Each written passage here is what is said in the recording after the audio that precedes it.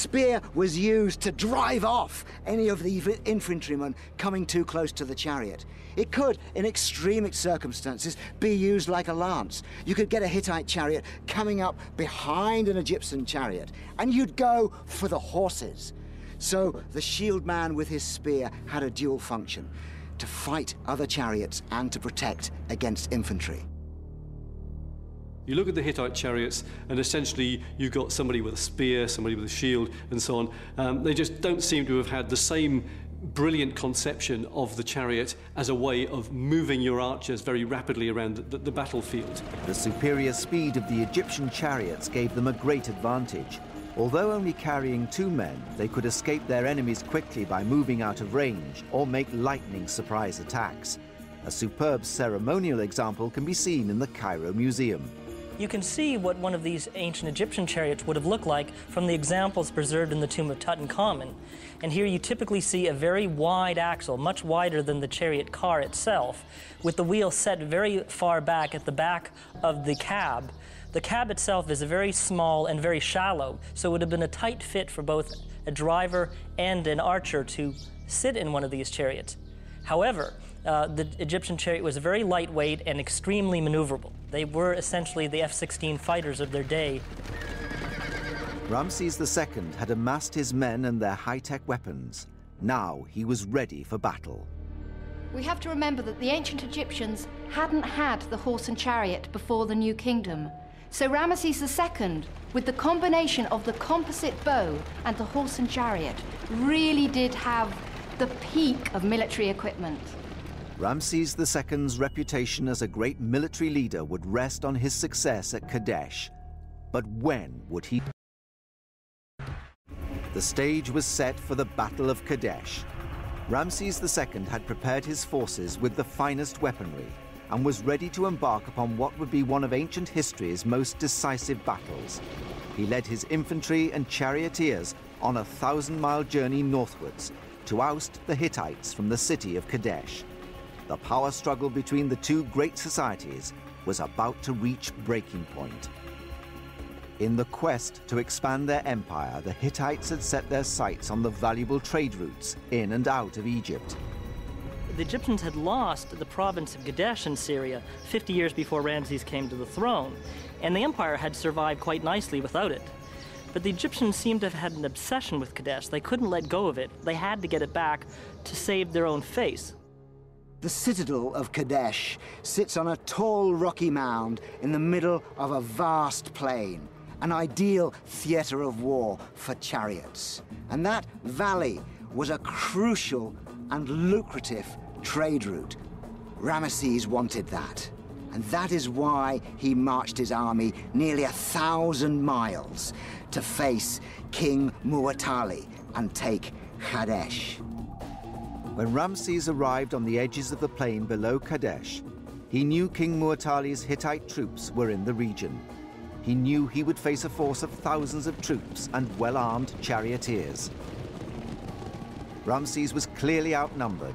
His only chance of victory would be in the strategic deployment of well-armed infantrymen, and more specifically, his skilled bowmen attacking on their high-speed chariots. But what strategy did Ramses employ to ensure his archers had the advantage? The key would be the pattern of short, sharp attacks, and rounds fired in quick succession. As a way of demonstrating this technique, weaponry expert Mike Loades will fire a composite bow from a chariot to show the pattern of forays undertaken by the Egyptians.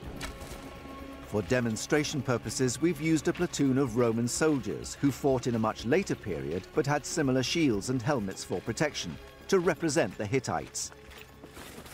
The chariot wasn't used like a tank. It wasn't a contact weapon for smashing through, because if you've got a dense phalanx of men and you charge with a chariot, it's got horses at the front, it's a light vehicle, there's no real weight there. After the first 2 ranks, the speed is frustrated, the chariots come to a halt, the charioteers hauled off and killed.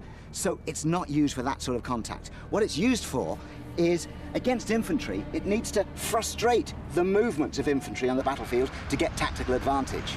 As I'm riding in, I want to see how many arrows I can drop into this block. I'm most vulnerable when I turn, because obviously sideways on, you've got the horse sideways on, it's an easy target for them. So I don't want to go too close to them, just as close as I dare, and make that turn as sharp as we can. And as we get away, I still want to send some shots back.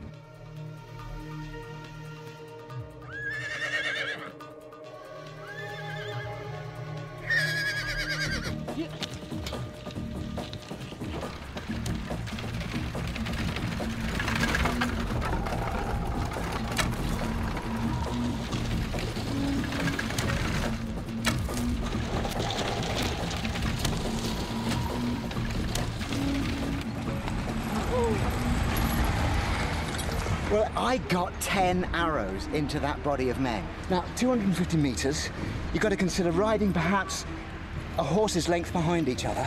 You'd easily get 50 chariots in that loop. So that's a rate of about 1,000 arrows a minute. An Apache helicopter gunship only shoots 1,200 rounds a minute. I mean, it's phenomenal that this ancient technology is close to matching that. Quite extraordinary. Superbly armed and with a well-trained force, a confident Ramses set up camp on the edges of the plain. Yet unknown to him, Muwatalli and his forces were just out of view behind the hill on the other side of Kadesh. Seeing his opportunity, Muwatalli decided to send 2,500 of his troops to attack the Egyptian camp. Just as they rounded the hill, another battalion of 1,000 Egyptians arrived. The Hittites drew their swords and slaughtered most of the Egyptian men in the chaos. Spurred on by their initial success and having made a surprise attack, the Hittites decided to move on to Ramses' camp.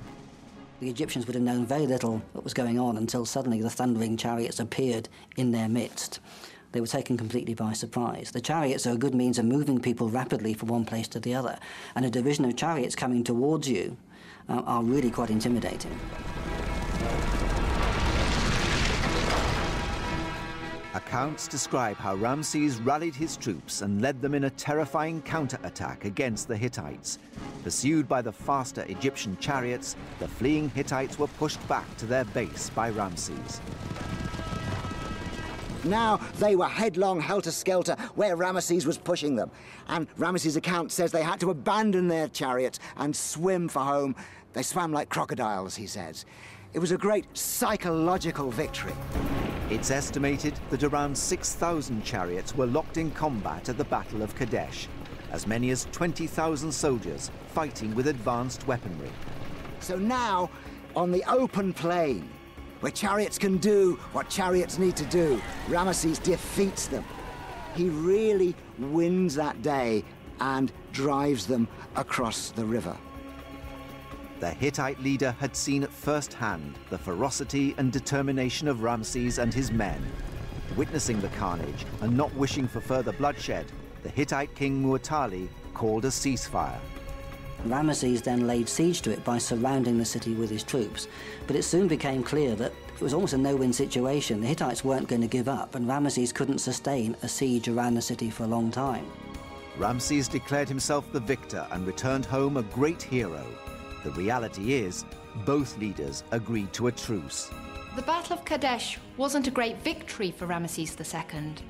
These days, it's generally considered a stalemate, but he was able to turn it into a hugely important piece of propaganda. As far as the Egyptian people were concerned, he was the great victorious ruler, and he covered the temples of Egypt with these statements of his victory and his supremacy in the ancient world. Skirmishes continued around Kadesh for another 15 years, yet no battle as fierce as the one fought by Ramses against the Hittites was fought there ever again. The Egyptians and the Hittites eventually joined forces against the civilization that loomed over both of them, the Assyrians. In a remarkable strategic move, the Egyptians and Hittites signed the first ever peace treaty in history. A copy of it is on display in the headquarters of the United Nations in New York. And we have both accounts, the Egyptian written account, which is in Karnak Temple, and a Hittite account as well. And the two superpowers agreed to be friends.